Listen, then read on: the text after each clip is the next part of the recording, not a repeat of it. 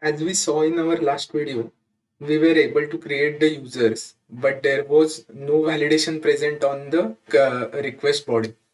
So that you were able to give the name as blank or mobile number as blank or email as blank.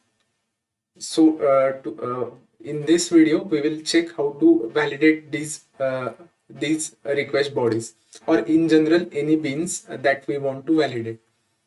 To validate POJOs, you can use javax.validation annotations in Micronaut. Once you add this Micronaut dash validation dependency, so this dependency is already included in our application, as we have created this project using Micronaut launch tool. Uh, for this, the POJO class must be annotated with @introspected annotation. This @introspected annotation lets you do the bin introspection so that you can marshal and unmarshal POJOs to JSON. This is done without the use of reflection in Micronaut, unlike other frameworks. And after that, you can use the annotations provided by javax.validation, which are like @not blank, which will validate the field is whether the field is blank or not.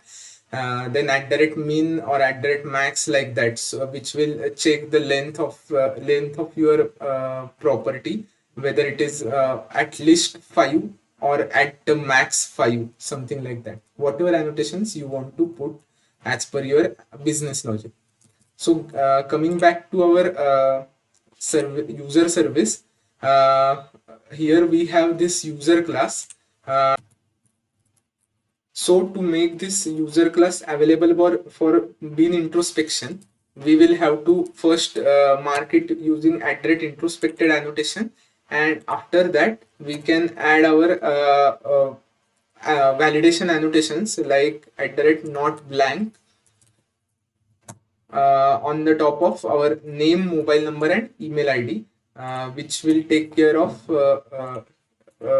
validating the user request, so that no one can pass the blank email ID, name, or mobile number in this user class. So if we start this application now, and we will go back to our Postman, and now if we miss sending this name or mobile number or email, we will get the respective exceptions like this: user dot name must not be blank, and if you see, the status code is 400, that is bad request. Similarly, if we do not pass mobile number and send this request, you will get user.mobile number must not be blank, and same case will be for email.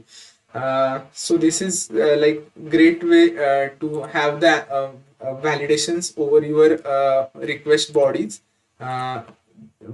So to summarize, you have to mark that POJO with @introspected annotation, and then you can use the annotations provided by javax.validation. Just before that, you have to make sure that you have this dependency of Micronaut dash validation.